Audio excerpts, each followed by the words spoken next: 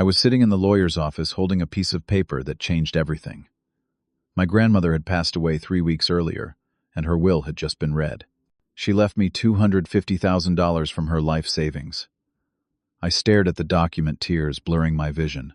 Grandma was the only person in my family who truly saw me, who loved me without conditions. She used to tell me I had something special, something my older brother Tyler would never possess: a kind heart and a sharp mind. This money was not just an inheritance. It was her final message to me, telling me I mattered. But I had no idea this gift would turn into a nightmare the moment my golden child brother found out. Before I tell you what happened next, I would love to know where you are watching this from. Drop your location in the comments below, and do not forget to hit that like button and subscribe. Trust me, you will want to stay until the end to see how this all unfolded. Let me take you back to understand how I got here. Growing up, I was always the invisible child. I was 12 when I first realized my parents saw Tyler and me differently. He was 17 then, captain of the football team, straight-A student, popular with everyone at school. I was the quiet kid who loved reading books and got good grades that nobody noticed. At family dinners, my parents would ask Tyler about his latest game, praising every touchdown, every win. When I tried to share that I had won a writing competition at school, my mother would nod absently and turn right back to talking about Tyler's achievements. I felt like a ghost in my own home. But Grandma was different. She would visit every weekend, and while everyone else gathered around Tyler, she would sit with me in the kitchen. We would bake cookies together every Saturday, and she would listen to me talk about the books I was reading, the dreams I had. She would say, "You have something Tyler will never have, John. Do not ever forget that." Those moments with her were the only times I felt seen, felt loved for who I actually was. Fast forward to adulthood. I am 28 now, working as a freelance graphic designer. Tyler is 33, a sales manager who makes decent money but spends it faster than he earns it. Expensive cars, fancy restaurants, designer clothes. He lives a lifestyle he cannot really afford. I moved out when I was 22, got my own small apartment across town. I rarely went home, maybe just for Thanksgiving and Christmas, and even then I felt like an outsider. 3 months ago, Grandma died from heart failure. I was devastated. At her funeral, my parents and Tyler showed up, played their parts, but I could tell they were not truly grieving. I was the only one crying. Real tears. The only one who felt like a piece of my soul had been ripped away. 1 week after the funeral, the lawyer called me in. I sat in his office confused about why I was there alone. Then he read the will. Grandma had left me $250,000. To Tyler, she left an antique watch that belonged to our grandfather worth maybe $5,000. To my parents, she left some keepsakes and $10,000. I was shocked. I had no idea she had saved this much. The lawyer explained that she had sold her small house in the suburbs, had been carefully saving her whole life. Then he handed me a letter she had written. I opened it with shaking hands. It said, "You were the only one who saw me for who I was. Use this to build your dream, my sweet boy." I broke down right there in that office. This was not just money. This was validation. This was love. I decided right then how I would use it. Pay off my student loans, which still had $60,000 remaining, invest in opening my own design studio, and save the rest for the future. I felt happy for the first time in years. I felt free. 3 days later, Tyler called. His voice was casual, too casual. He asked about the will, and I told him the truth. He said, "Oh, that is nice, man. Good for you." But something felt off. Over the next few days, he kept texting, asking what I planned to do with the money. I gave vague answers, feeling increasingly uncomfortable. Then came the ambush. My mother called and invited me to a family dinner. She said it was just a casual get-together, nothing special. When I arrived at their house, I immediately knew something was wrong. Tyler was there with his fiancee, Madison. I had only met her twice before. She was 26, beautiful, obsessed with designer brands, and constantly posting on Instagram trying to become an influencer. At first, dinner seemed normal. Everyone asked how I was doing, pretended to care about my work. Then halfway through the meal, Tyler casually mentioned his upcoming wedding. Madison's eyes lit up, and she started describing her dream wedding. "A venue on the coast," she said. 300 guests. A designer dress from a boutique in New York. Live band, premium open bar flowers imported from Europe. I listened, feeling a knot forming in my stomach. Then Tyler smoothly transitioned to talking about Grandma. You know, John, Grandma really loved all of us equally. It is kind of unfair that she left you so much and me so little, right? My parents nodded, looking at me with expectant eyes. Madison jumped in. John, you are still young and single. You do not need that much money right now. But Tyler and I, we are starting a family. This wedding is so important to us. Maybe you could help us out. Just a loan, maybe $150,000. I felt like I had been punched in the gut. This whole dinner was a setup. I looked around the table at their faces, all waiting for me to hand over my inheritance. I said, "This is my inheritance. Grandma left it to me for a reason. I have plans for this money. I need to pay off my student loans and start my business." Tyler's face turned red. Always so selfish, John. Family is supposed to help each other. I have always been there for this family. You just hide away in your apartment, my mother chimed in. John, maybe you should think about it. Tyler has done so much for us. My father added, it is just money. Family is more important. I stood up my chair, scraping loudly against the floor. I said no. This is not up for discussion. I walked out, leaving them all staring after me. As I drove home, I felt a confusing mix of anger and loneliness. My entire family had just ganged up on me, trying to guilt me into giving away the only thing my grandmother had left me. The harassment started the next day. Text messages flooded my phone. Tyler, come on, bro. Just think about it. We are family. Madison, you are ruining our special day. Is that what you want? My mother, John, you are breaking your father's heart. Please reconsider. The messages came constantly every few hours, wearing me down. Then the phone calls started. Tyler would call late at night, sometimes at 1 a.m, clearly drunk. You are a selfish bastard, he yelled into the phone. Grandma would be ashamed of you. I would hang up, but he would call again and again. Madison took to social media. She posted vague messages on Instagram about unsupportive family members who care more about money than love. Her followers ate it up, commenting about how terrible some people are. I knew she was talking about me, and so did everyone who knew us. It was humiliating. My mother sent long emails detailing everything Tyler had supposedly done for the family. She wrote about how he had helped them pay bills when my father was briefly unemployed 2 years ago. She listed every favor he had ever done, ending with, "What have you done for us, John?" The guilt was crushing. I started doubting myself. Was I being selfish? Was I wrong to keep this money? But then I would remember Grandma's words. Do not let anyone take advantage of your kindness, John. She had told me that when I was 16, after I had let a friend borrow money that was never repaid. She knew I struggled with boundaries. She knew I would need strength to protect this gift she was giving me. The harassment continued for weeks. Every day brought new messages, new guilt trips, new accusations. I felt like I was drowning. I could not sleep. I could not focus on work. I kept my phone on silent, but I could see the notifications piling up. Then one Sunday morning it escalated. I was in my apartment trying to enjoy my coffee and read the newspaper when I heard loud pounding on my door. Open up, John, we need to talk. It was Tyler's voice, and Madison was with him. I could hear her too. We know you are in there. Come out and face us like a man. I looked through the peephole. They were both there. Tyler red-faced and angry, Madison with her arms crossed. My neighbors' doors were opening, people peeking out to see what the commotion was about. I felt mortified. I grabbed my phone and called through the door. If you do not leave right now, I am calling the police. Tyler kicked the door. You would call the cops on your own brother. What kind of person are you? I dialed 911 and held up my phone so they could see it through the peephole. I am serious. Leave now. Finally, they left, but not before Tyler shouted, You will regret this, John. You will regret this. I stood there shaking, listening to their footsteps fade down the hallway. My neighbors were still watching. I had never felt so alone. After that, there was silence. 2 weeks passed with no contact from anyone. At first, I felt relieved. Maybe they had finally given up. Maybe they had realized they were not going to change my mind. But something felt wrong. The silence was too sudden, too complete. Tyler was not the type to just give up. I had a bad feeling in my gut, but I tried to ignore it. Then I got an email from my bank.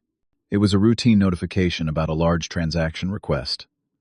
I almost deleted it thinking it was spam, but something made me open it. The email said there had been a transfer request for $160,000 from my account to an account belonging to Tyler Anderson. My heart stopped. I grabbed my phone and called the bank immediately, my hands shaking so badly I could barely dial. The bank representative confirmed it. "We received documents from you requesting a transfer of funds to Tyler Anderson's account. The transfer is pending approval due to the large amount." I could barely breathe. I never sent any documents. I never authorized any transfer. The representative said they would need me to come in immediately to verify my identity and review the documents. I drove to the bank in a daze. How was this possible? How could Tyler have requested a transfer from my account? When I arrived, the bank officer, a middle-aged woman named Patricia, took me into a private office. She pulled up the documents on her computer and turned the screen so I could see. There was a signature authorization form with my signature on it. There was a copy of my driver's license. There was an email that looked like it came from me, requesting the transfer and explaining that I wanted to help my brother with wedding expenses. I stared at the documents, my mind racing. The signature looked like mine, but something was off about it. The loops were slightly different. The pressure of the pen was not quite right. And then I noticed the email address.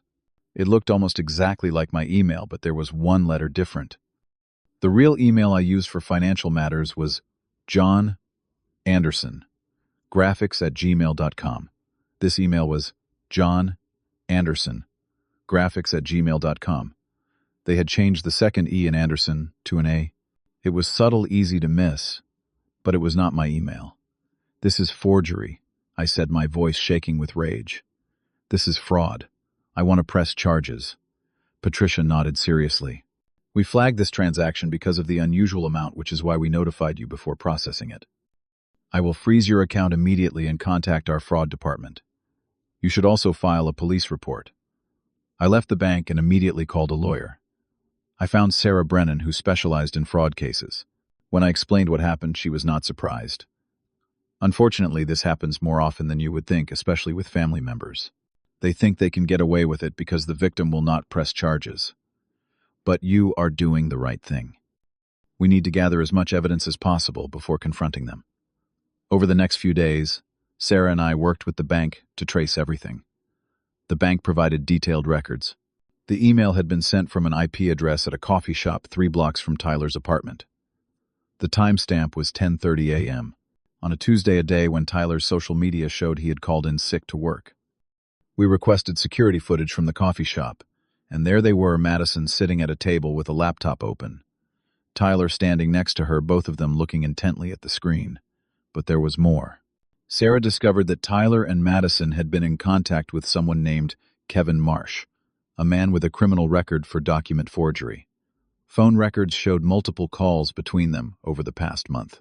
It became clear what had happened. They had hired Kevin to create the fake documents. He had somehow obtained or recreated my signature, probably from the birthday card I had sent my mother last year, which had been sitting on her mantel. Tyler must have taken a photo of it.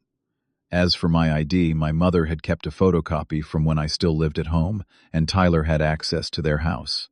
Detective Michael Torres was assigned to the case. He was a veteran investigator, calm and methodical. After reviewing all the evidence, he got a warrant for Tyler's arrest as well as Madison's and Kevin's. He called me before executing the warrant. "Mr. Anderson, I want you to know that what your brother did is a serious crime. This is not just family drama. This is felony fraud, forgery, and identity theft. They are looking at significant consequences. Before the arrests, I made a decision. I wanted to confront Tyler face to face. Sarah advised against it, but I needed him to know that I knew. I needed to hear him try to explain himself. I called Tyler and asked to meet at a Starbucks downtown. I wore a wire legal in our state with one-party consent. Tyler and Madison showed up looking nervous. They clearly sensed something was wrong but could not figure out what. I did not waste time. "I know what you did," I said quietly. Tyler's face went pale. "What are you talking about?" he stammered. "The forged documents. The fake email. The attempt to steal $160,000 from my account.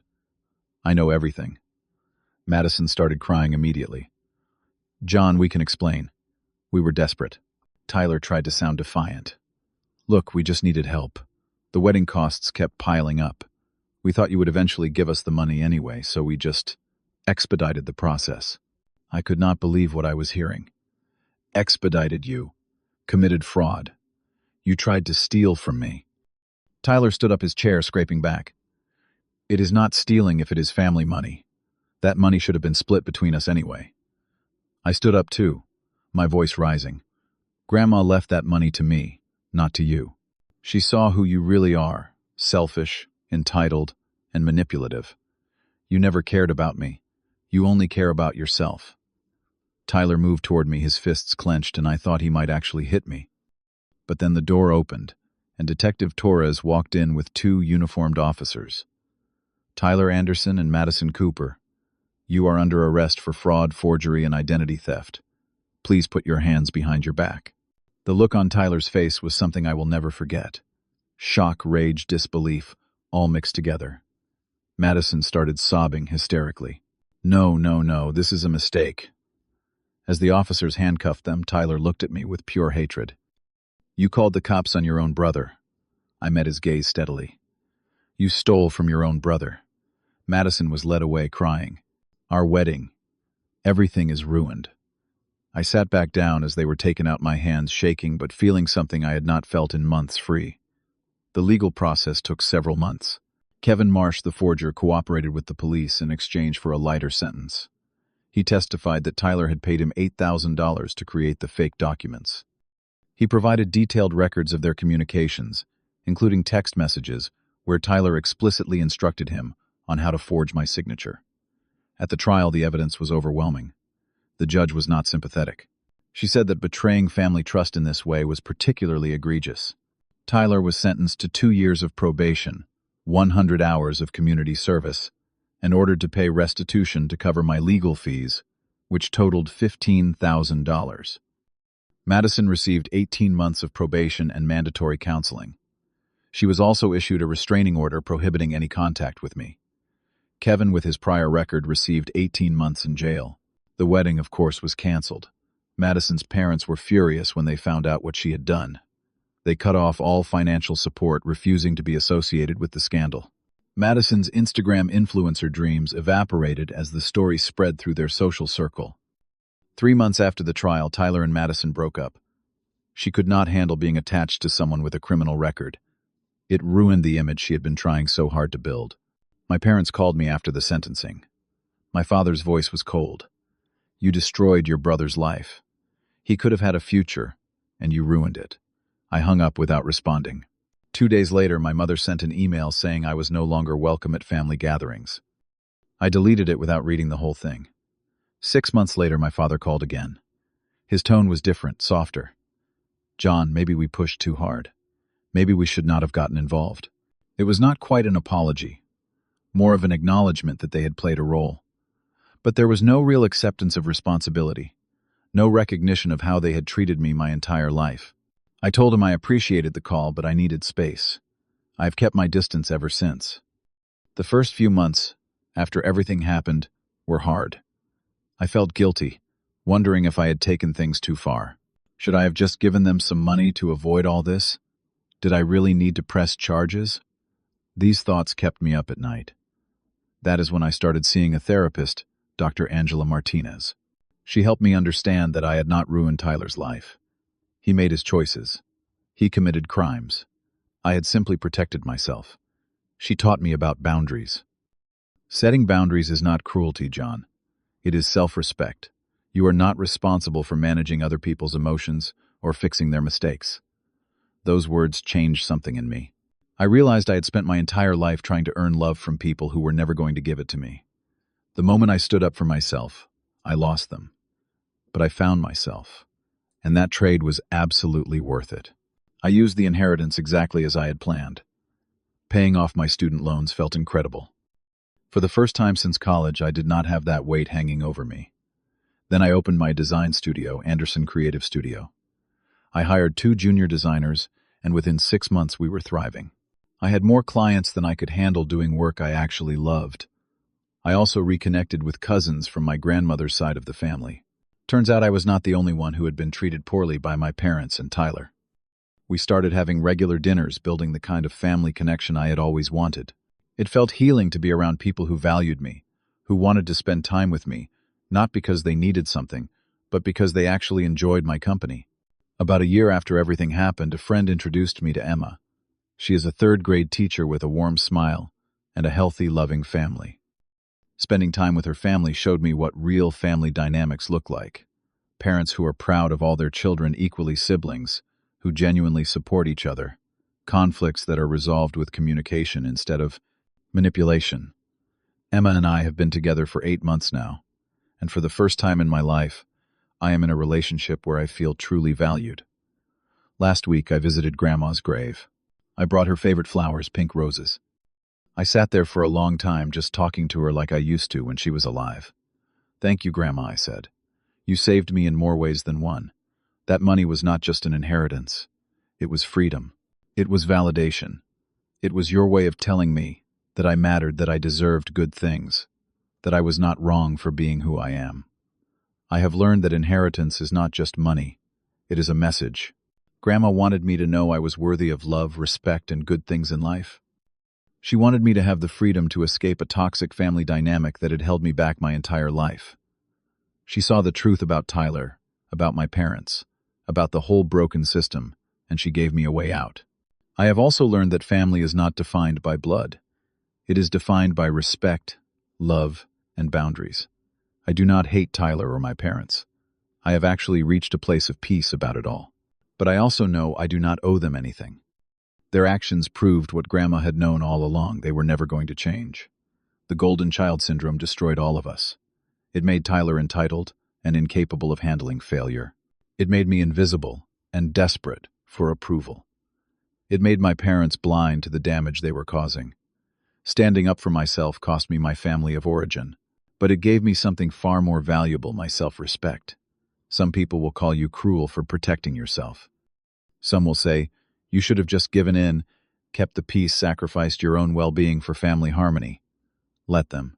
Your peace is worth more than their approval. I spent 28 years trying to earn love from people who would never give it. The moment I stopped trying, the moment I stood up and said no, I lost them. But I found myself. I still think about Tyler sometimes. I wonder if he ever understood what he did wrong, if he ever realized that the problem was not me refusing to share, but him thinking he was entitled to something that was not his. I wonder if he has changed, grown, learned anything from the consequences of his actions. But I do not lose sleep over it anymore. I have built a good life surrounded by people who actually care about me doing work I love, finally free from the weight of trying to be enough for people who would never see my worth. Because I finally learned what Grandma tried to teach me all along. I am enough exactly as I am. My value does not come from what I can give other people or how well I can meet their demands. It comes from who I am at my core. Kind, creative, hardworking, and worthy of respect. And no one, not even family, gets to take that away from me. So let me ask you, have you ever had to choose between keeping the peace and protecting yourself? Have you ever been in a situation where standing up for what was right meant losing people you cared about? I would love to hear your stories in the comments below. And if this story resonated with you, please hit that like button and subscribe to the channel. Share this video with someone who might need to hear this message. Sometimes the kindest thing you can do for yourself is to set a boundary and stick to it no matter who disagrees. Thank you for listening to my story. I hope it helps someone out there who is struggling with similar family dynamics. Remember, you deserve respect, you deserve boundaries, and you deserve to protect what is rightfully yours. Take care of yourselves, and I wish you all the strength to stand up for what you know is right, even when it is hard. Until next time.